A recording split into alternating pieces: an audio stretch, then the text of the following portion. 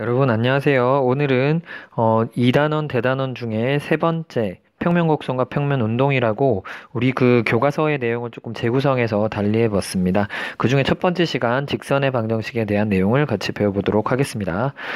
우선 결론적으로 이야기하면 여러분들이 이제 고등학교 1학년 때 배웠던 그 직선의 방정식의 그것과 정확하게 같은 내용입니다. 같은 내용입니다만 벡터를 이용해서 조금 간결하게 표현할 수 있고 다른 방식으로 직선을 우리가 관찰할 수 있다는 데 초점을 맞춰 보시면 될 것 같아요.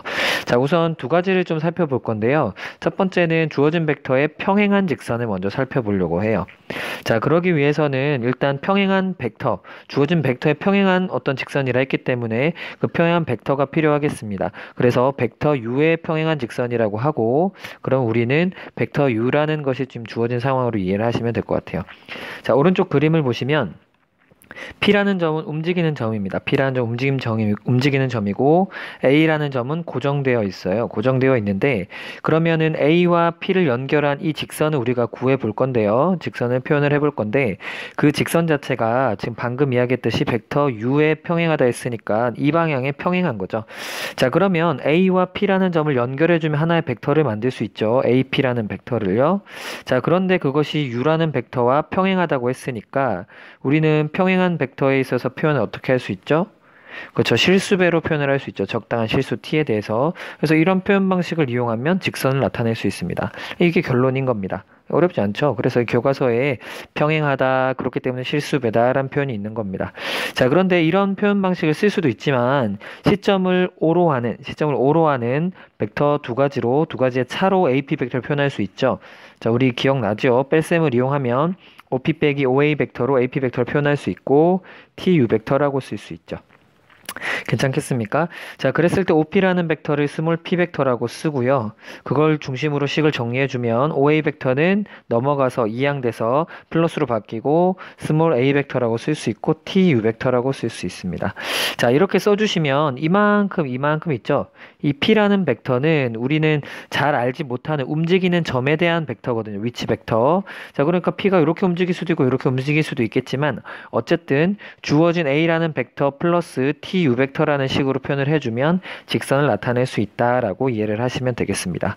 자, 이러한 것을 벡터 방정식이라고 이야기를 합니다. 그 이야기는 그 용어는 몰라도 괜찮지만 이런 과정으로 직선을 유도할 수 있다 정도 이해를 하시면 되겠고요. 자, 그 다음에 벡터 u의 평행한 직선 우리가 이때까지 구해왔는데 그럼 그 벡터 u라는 것이 결국은 직선에 대한 방향을 알려준다라고 해서 그 벡터 u 벡터를 직선 L의 방향 벡터라고 이야기를 합니다. 그래서 우리가 알고 있었던 것처럼 이것을 지나는 점, 왜냐하면 A라는 점에 대한 위치 벡터였으니까요. 그 다음에 이것을 어떤 기울기에 대응되는 개념이라 보시면 됩니다. 우리가 직선을 구할 때 지나는 점과 지난 한 점과 기울기를 알면 직선을 구할 수 있었던 것처럼 그것에 대응되는 개념이라고 이해하시면 되겠습니다. 자, 그런 다음에 이것을 이용해서 벡터를 성분으로 한번 나타내 보도록 하겠습니다. 우리는 벡터의 성분 표현을 배웠으니까요. 그래서 벡터 U 벡터 우리는 방향 벡터라고 했죠. 어떤 그 직선과 평행한 벡터요. U 벡터가 주어져 있고 A라는 점, 우리는 이거는 이제 결정된 점입니다. 예를 들면 1,3 같은 점이 되겠죠. P라는 것은 모르는 점이니까 X, Y라고 문자로 둔 겁니다. 자, 그러면 아까 유도했던 이 식을 이용해 볼게요.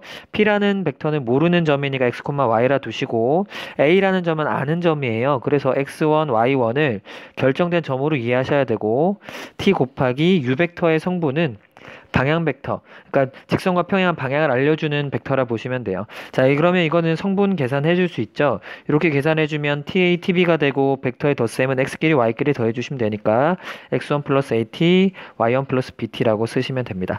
자, 정리하시면 X는 X1 플러스 AT, y는 y1 플러스 bt라고 직선 위에 있는 점이죠. 직선 위에 있는 점 우리 아까 뭐라고 하기로 했죠? 그 gp를 x, y라고 두기로 했으니까 그 x와 y를 이렇게 표현할 수 있고요. 이것을 우리가 매개변수 표현이라고 이해하시면 됩니다. 굉장히 중요한 표현이에요. 직선 위에 있는 점을 성분으로 나타내야 여러분들이 문제 풀 때 여러 가지 것들을 해낼 수 있으니까 이거 꼭 좀 알아두시기 바랍니다. 그래서 요약하자면 자, 첫 번째로 주어진 것처럼 점과 어떤 그 직선이 평행한 특정한 방향이 주어졌을 때 그것을 어떤 지나는 점에 대한 위치 벡터 더하기 이건 평행하니까 tu 벡터를 더한 것을 p 벡터라고 쓸 수 있다. 이것을 벡터 방정식이라고 했고요. 그 다음에 이것을 잘 이용해서 이 직선 위에 있는 점 x, y에 대한 매개 변수 표현을 해주면 이것도 직선의 방정식에 대한 표현이 되겠습니다. 자, 세 번째로 살펴볼 표현은 직선 방정식에 대한 일반적인 표현 형태가 되겠습니다. 자, 이것도 결국 같은 표현이니까 너무 어렵게 생각하지 마시고요. 자, 직선 L 위에 있는 점 P에 대해서 x, y라고 할 때 그 점을 매개변수 표현으로 해주면 이런 표현이 된다고 했고요. 이거 꼭 좀 알아두셔야 돼요. 자, 지나는 점에 대한 x좌표, 지나는 점에 대한 y좌표, 그 다음에 방향 벡터의 x성분, 방향 벡터의 y성분 곱하기 매개변수 t 이렇게 표현할 수 있는 거 꼭 좀 알아두시고요. 자, 그러면 이 식은 이 식을 x를 t에 대해서 정리를 해보세요. t는 a분의 x-x1 되겠잖아요. 그 다음에 y를 또 t에 대해서 정리할 수 있죠. 그러면은 y-y1을 b로 나누어주면 되잖아요. 그러니까 이 둘이 같으면 되죠. 왜냐면 둘 다 t니까. 그래서 이 t를 소거를 해주시면 이런 꼴을 얻을 수 있습니다. 이것도 또한 직선 L의 방정식이 돼요. 꼭 좀 알아두시면 되겠죠.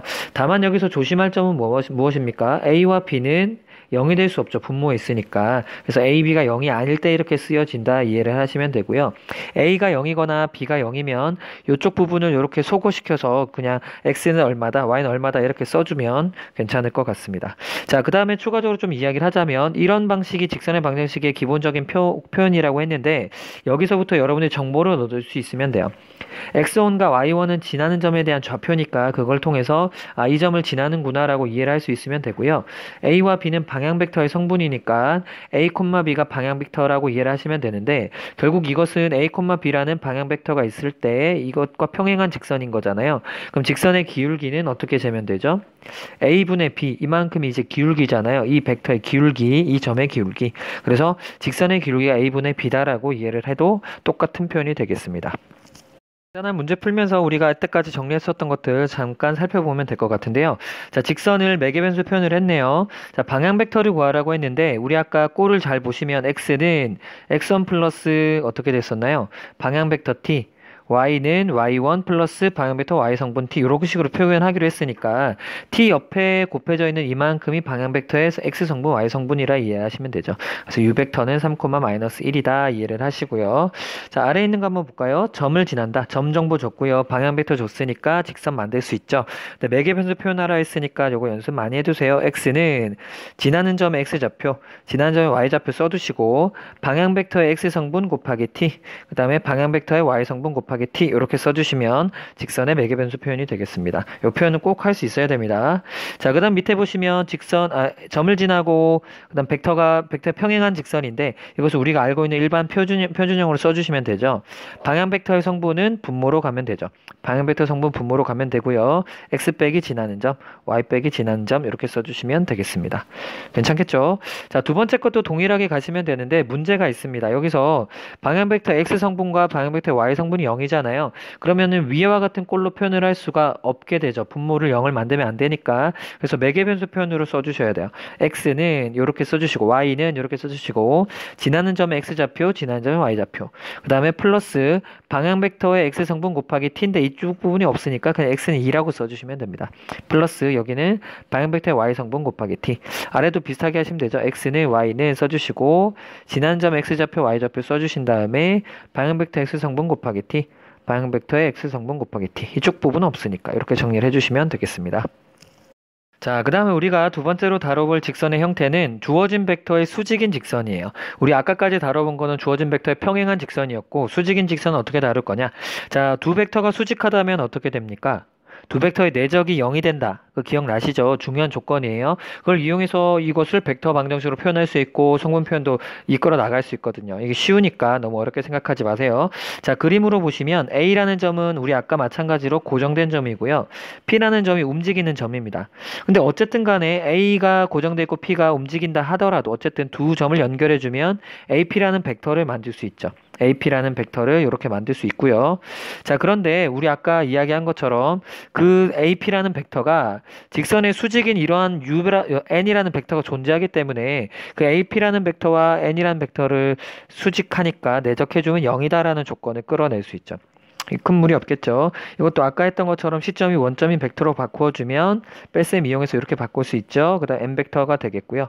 이렇게 표현해 주시면 이만큼을 벡터 방정식이라고 합니다. 자, 우리는 지금까지 무엇을 했냐면요. 주어진 벡터에 대해서 수직인 직선에 대해서 다루어왔죠. 그 수직인 벡터를 이 직선 L의 법선 벡터라고 합니다.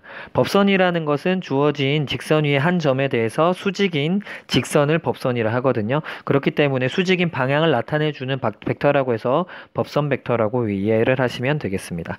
자, 그 다음에 아래에 있는 것을 이용해서 우리 성분 표현을 한번 해보도록 하죠. 자, 지금 이런 식으로 벡터 표현을 했잖아요. 자, 그러면은 A와 P점에 대한 어떤 성분 표현이 A가 이렇게, P가 이렇게 주어져 있다면 이게 바꿔치기만 해주면 되죠. A점이 주어져 있으면 A 벡터가 x1, y1인 거고요. 스몰 p 벡터가 x, y 벡터인 거잖아요. 자, 그러면 대입해주면 되죠. P에서 A를 빼준 이만큼의 벡터는 X끼리의 차이니까 이렇게 계산할 수가 있겠고요. 내죠. n 벡터, 법선 벡터는 A, B라고 뒀으니까 A, B는 0 이렇게 쓰면 됩니다. 자, 내적 계산 어떻게 합니까? X끼리 Y끼리 곱해서 더해주면 되잖아요. 그래서 A, X-X1 플러스 B, Y-Y1은 0이다.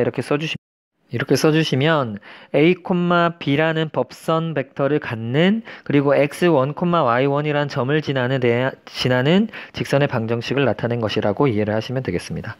자, 아래에 정리가 되어 있죠. 벡터 방정식이라고 했는데 용어는 어렵게 생각하지 마시고요. 이 벡터는 결국 그냥 AP라는 벡터인 거고요. 그 다음 법선 벡터에 수직하니까 내적이 0이다 이용했을 뿐이고 그것을 성분 표현 이용해주면 A와 B라는 이 앞에 있는 개수가 결국은 법선 벡터를 나타내고요.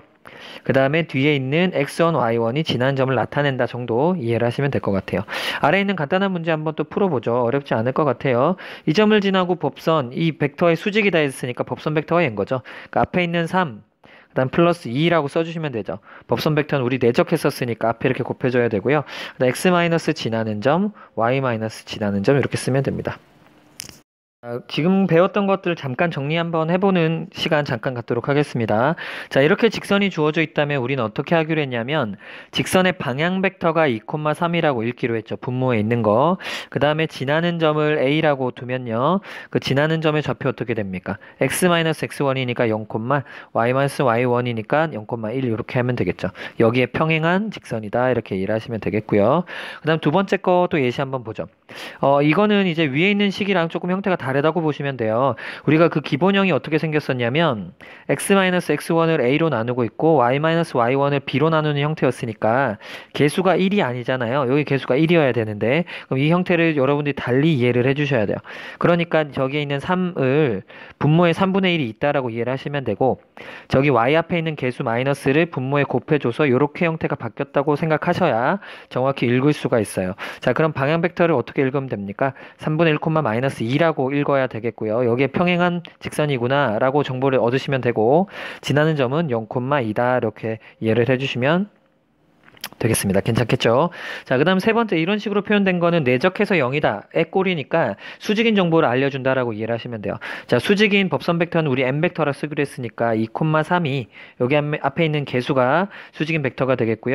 지나는 점은 여기 꼴에서 찾으면 되죠. x-x1이니까 지난 점 x좌표는 0, y-y1이었으니까 지난 점의 y좌표는 1 이렇게 하면 되죠. 요걸 지나고 지금은 내적해서 0인 꼴인 거죠. 그래서 이쪽에서는 수직이다 이렇게 이해를 하시면 돼요. 수직인 직선. 이렇게 정보를 이해하시면 됩니다. 이런 것들 전체적으로 구분할 수 있어야 돼요. 특히 2번 같은 거에 개수에 조심하시고요. 여기까지입니다.